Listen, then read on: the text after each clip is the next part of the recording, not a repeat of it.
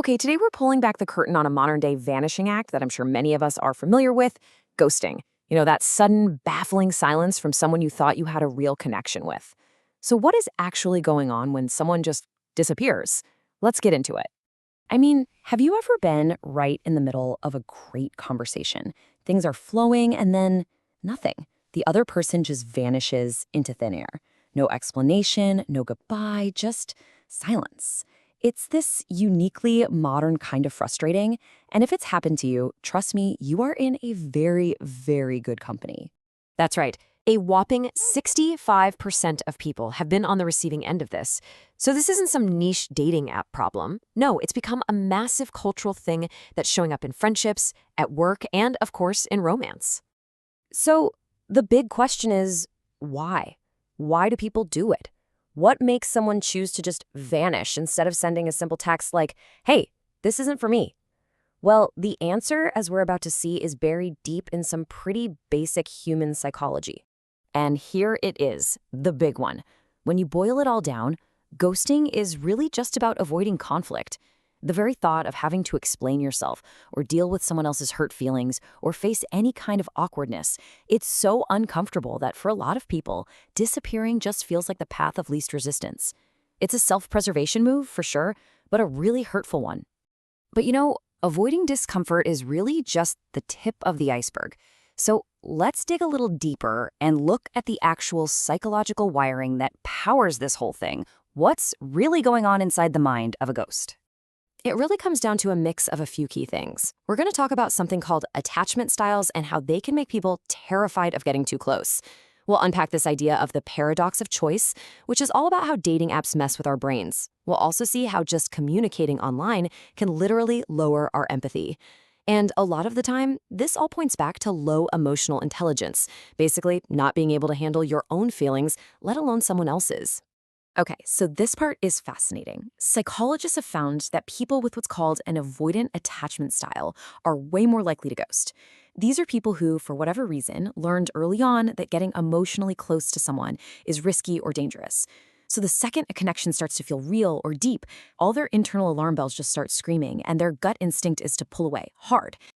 And of course, technology plays a huge part in all this. There's this phenomenon called the online disinhibition effect. It's basically a fancy way of saying it's so much easier to be a jerk from behind a screen. See, when you can't see someone's face or hear the tone in their voice, your brain's empathy circuits just don't fire up in the same way.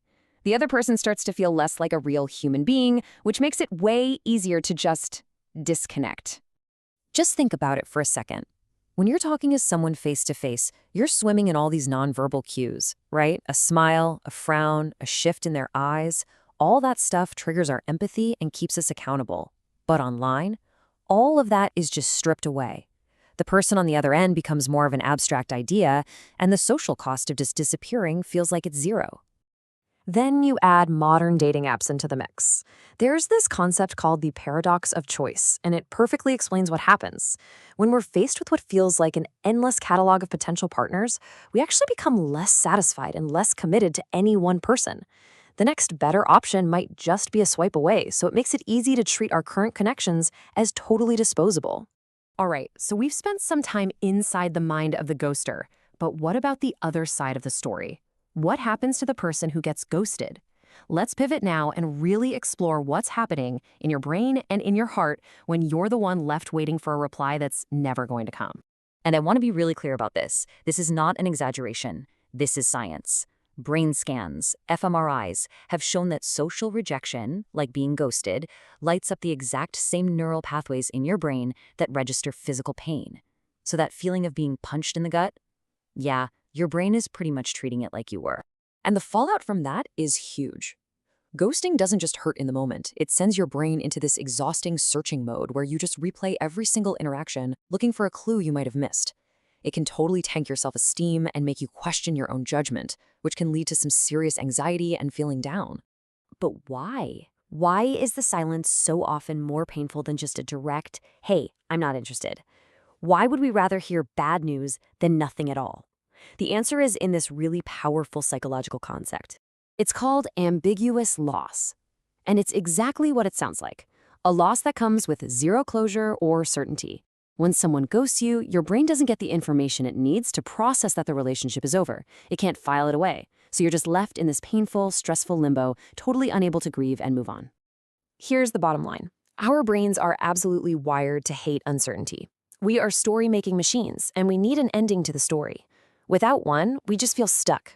Confirmed bad news might be painful, yeah, but at least it's an answer. Silence is just an endless, agonizing question mark. So if you can't get that closure from the person who disappeared on you, what are you supposed to do? Well, the good news is you don't have to stay stuck in that loop forever.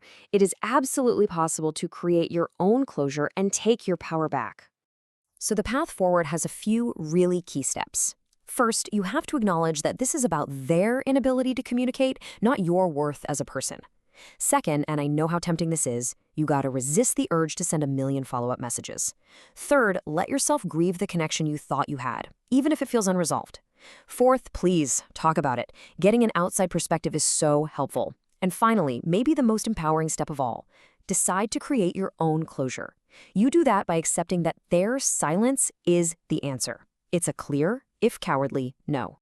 Now, we have to add a really important exception here. There are times when ghosting is not only okay, but it's a necessary tool for self-preservation. If you are in any situation that feels unsafe, abusive, or involves harassment of any kind, disappearing without an explanation is absolutely justified. Your safety always, always comes first. This really just sums up the whole paradox of our time, doesn't it?